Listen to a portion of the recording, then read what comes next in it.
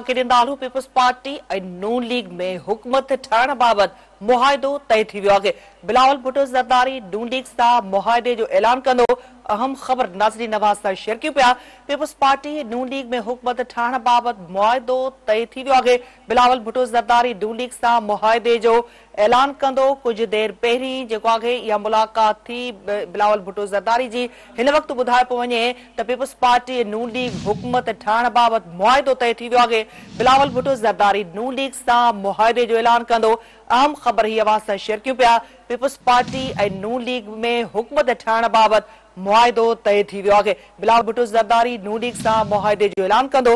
वधीक अपडेट्स लाइ असां राब्तो कयो आहे इस्लामाबाद में सिंध टीवी न्यूज़ जे ब्यूरो चीफ शाकिर सोलंकी सां। शाकिर, ॿुधाए पियो वञे ही जेका मुलाक़ात थी इन खां पोइ हिन वक़्तु ही अहम अपडेट्स अची रही आहे त नून लीग जेको आहे पीपल्स पार्टी नून लीग हुकूमत ठाण बाबत मुआहिदो तय थी वियो आहे। कहिड़ो मुआहिदो तय थियो आहे, इन हवाले सां अव्हां वटि कुझु अपडेट्स आहिनि?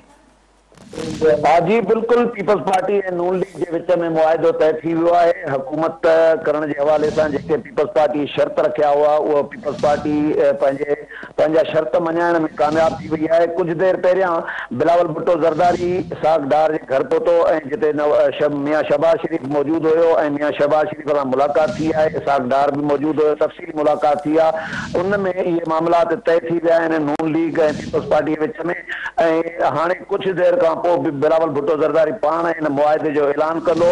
असांजा ज़रिया इहो ॿुधाइनि पिया त पीपल्स पार्टी सदर ममलिकत जो उहिदो वरितो आहे ऐं चेयरमैन सेनेट जो उहिदो वरितो आहे। स्पीकर जे उहिदे ते अञा पीपल्स पार्टी खे उहो न मिलियो आहे। गवर्नर पंजाब जो उहिदो बि पीपल्स पार्टी वरितो आहे। इहो असांजा ज़रिया ॿुधाइनि था। ऐं बलोचिस्तान में जेका हुकूमत हूंदी उनखे लीड जेका आहे उहा पीपल्स पार्टी कंदी, यानी वज़ीर आला पीपल्स पार्टी जो हूंदो। त इहे मामलात मुंहिंजा ज़रिया इहे ॿुधाइनि था त इहे तय थिया आहिनि। इन्हनि जो ऐलान जेको आहे बाज़ाब्ता तौर ते कुछ देर में बिलावल भुट्टो ज़रदारी कंदो। ऐं मरियम औरंगज़ेब जेका आहे जो मुस्लिम लीग नून जी तर्जुमान, उन फुटेज भी जारी कया आहिनि, वीडियो भी जारी कयूं आहिनि बिलावल भुट्टो ज़रदारी ऐं मियां शहबाज शरीफ जी मुलाक़ात जूं।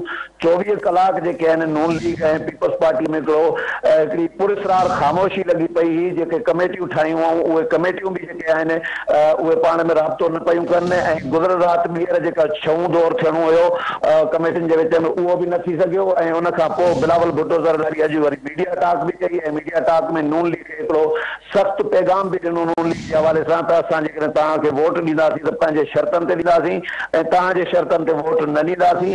ऐं उन खां पोइ जेको आहे बिलावल ज़रदारी हाउस इस्लामाबाद में जेका आहे उहा पीपल्स पार्टी जी कमेटी जी क़यादत सां मीटिंग थी आहे। ऐं मियां शहबाज शरीफ लाहौर मां निकिरी इस्लामाबाद पहुतो इसहाक डार जे घर ऐं उते नून लीग जे जेका कमेटी आहे उनजी मीटिंग थी आहे। उन खां पोइ राब्ता बहाल थिया आहिनि ऐं शहबाज शरीफ बिलावल भुट्टो ज़रदारी विच में मुलाक़ात थी आहे तफ़सीली, जंहिंमें इहे मामलात तय थी विया आहिनि त हुकूमत शराकत इक़्तिदार जेको आहे उहो कीअं कबो।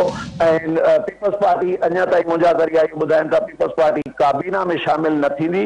जेके आइनी उहिदा आहिनि उन में चेयरमैन सेनेट, सदर ममलिकत ऐं गवर्नर पंजाब जा उहिदा जेके आहिनि उहे ज़रिया ॿुधाइनि था पीपल्स पार्टी वरिता आहिनि। ऐं उन खां अलावा बलोचिस्तान जी जेका हुकूमत जी क़यादत हूंदी सूबाई हुकूमत जी वज़ीर आला उहो पीपल्स पार्टी वरितो आहे। जी ठीक है शाकिर, अपडेट कर ला वडी मेहरबानी। नाज़रीन ही इंतहाई अहम अपडेट सवा के ॾियूं पिया। पीपल्स पार्टी नून लीग में हुकूमत ठाण बाबत मुआहिदो तय थी वियो आहे।